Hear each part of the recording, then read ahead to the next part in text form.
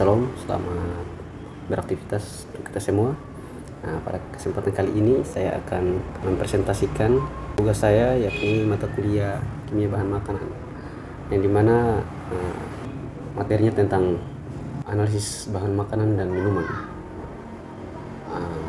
Soal yang pertama, apa yang dimaksud dengan lemak? Kemudian yang kedua, sebutkan dan jelaskan jenis-jenis lemak. Yang ketiga, apa manfaat atau fungsi lemak bagi tubuh manusia. Soal yang keempat, yang diminta untuk lengkapi tabel kandungan lemak dalam pangan. Kemudian yang kelima, jelaskan batas jumlah lemak yang perlu dikonsumsi seseorang berdasarkan jenis kelamin, umur, dan lain-lainnya. Yang keenam, jelaskan dampak negatif apabila seseorang kekurangan atau kelebihan dalam mengkonsumsi lemak. Kita akan masuk pada jawaban dari pertanyaan di atas. Yang pertama, lemak. Lemak adalah senyawa organik yang tersusun atas karbon, hidrogen, dan oksigen, serta terbentuk dari reaksi antara gliserol, asam lemak.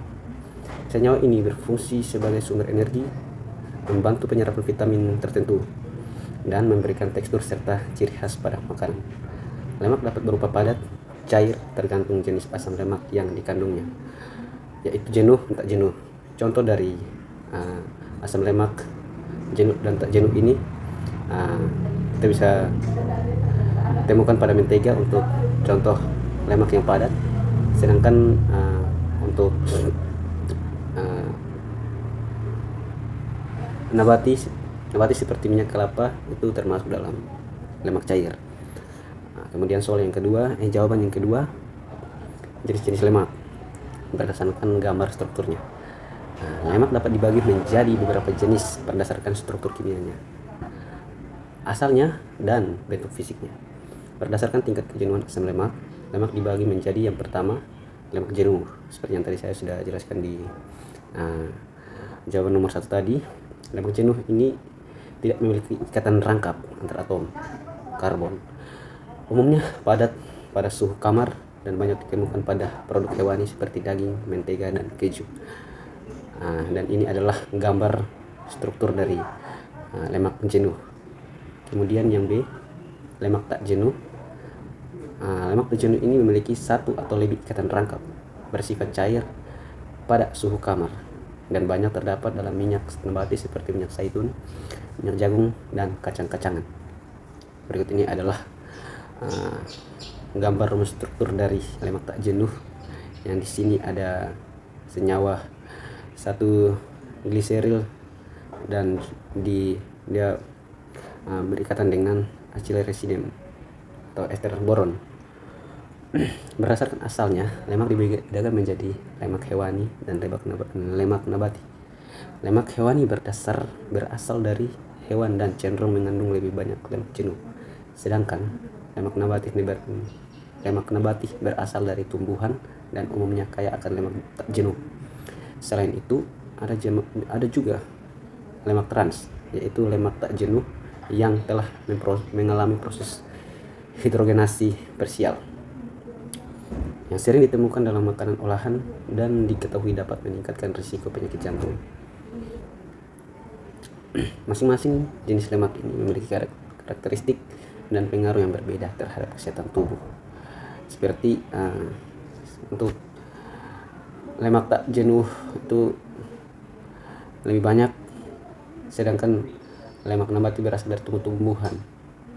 Ada juga lemak trans, yaitu lemak tak jenuh yang mengalami proses hidrolisis parsial. Ini lemak ini dia itu bisa menyebabkan orang sampai mengalami penyakit jantung jika berada di dalam tubuh. Kemudian soal yang ketiga, manfaat atau fungsi lemak bagi tubuh. Lemak memiliki beberapa manfaat bagi tubuh manusia. Lemak berperan sebagai energi sumber yang tinggi, menyediakan sekitar 9 kalori per gram. Selain itu, lemak membantu menyerap vitamin yang larut dalam lemak seperti vitamin A, D, E, dan K. Lemak juga berfungsi sebagai pelindung organ dalam, menjaga suhu tubuh, serta membentuk struktur membran sel. Di samping itu, lemak berkontribusi dalam membentuk hormon dan membantu tubuh dalam proses metabolisme. Jadi manfaat lemak untuk tubuh adalah itu dia Dia juga bisa lemak bisa berfungsi sebagai pelindung organ, yang dimana dia bisa membantu agar hormon kita bekerja dengan baik dalam tubuh untuk mencerna metabolisme. Untuk jawab pertanyaan nomor 4, untuk melengkapi tabel, di sini ada jenis pangan 1 sampai 30. Jadi sini 30 nomor. Jenis pangan yang pertama mampe, itu dia memiliki kadar lemak atau gram per 100 gram itu 1,01. Mie instan rebus itu lemak yang terkandung di dalamnya ada 2,06. Sedangkan untuk ikan salmon 5,93, ayam goreng 14,55, ayam mete, kacang mete itu 47,77 gram, kue tiramisu 18,22, santan kelapa 3,5, batagor memiliki lemak sebanyak 14,92, pisang goreng 3,58, martabak manis 11,31, telur goreng 6,76, udang goreng 14,64, kolak 8,83, milkshake 13,84.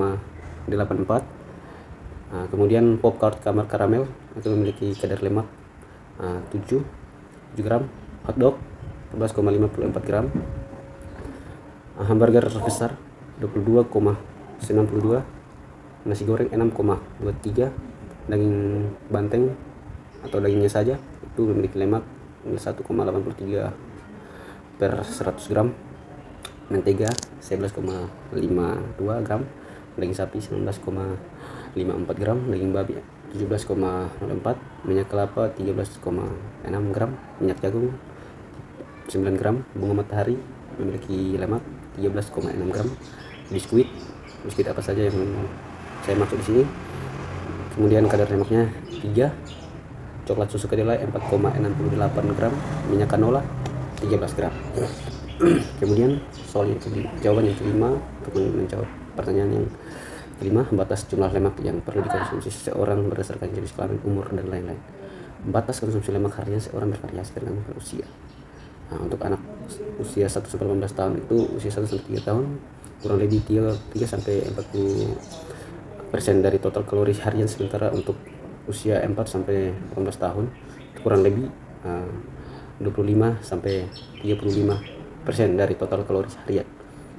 Kemudian yang kedua, dewasa, untuk laki-laki dan perempuan usia 19 sampai 64 tahun direkomendasikan lemak yang cukup untuk dikonsumsi 20 sampai 30% dari total kalori harian. Jika kebutuhan kalori hariannya 2000 kcal, lemak kurang lebih 44 sampai 74 gram per hari.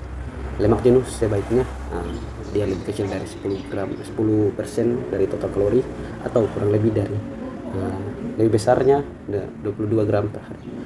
Untuk lansia di sini yang dibutuhkan, untuk lemak yang dibutuhkan oleh orang berusia kurang lebih di atas dari 65 tahun itu lebih tetap dibutuhkan, tetapi lebih disarankan dari sumber lemak tak jenuh seperti nasi itu ikan batasnya kurang lebih 20 sampai 25% dari total kalori harian. Nah, kita akan masuk di jawaban yang ke-6, jawaban terakhir. Apa sih dampak negatif apabila seseorang kekurangan atau kelebihan dalam mengkonsumsi lemak? Nah, ini sangat penting untuk kita ketahui bersama. Dan di sini dampak negatif apabila seseorang mengkonsumsi kelebihan: penyerapan vitamin, kulit kering, gangguan hormon, serta menghambat pertumbuhan pada anak. Sementara itu, kelebihan lemak, terutama lemak jenuh dan trans, dapat memicu obesitas, penyakit jantung, diabetes, dan gangguan fungsi hati. Oleh karena itu,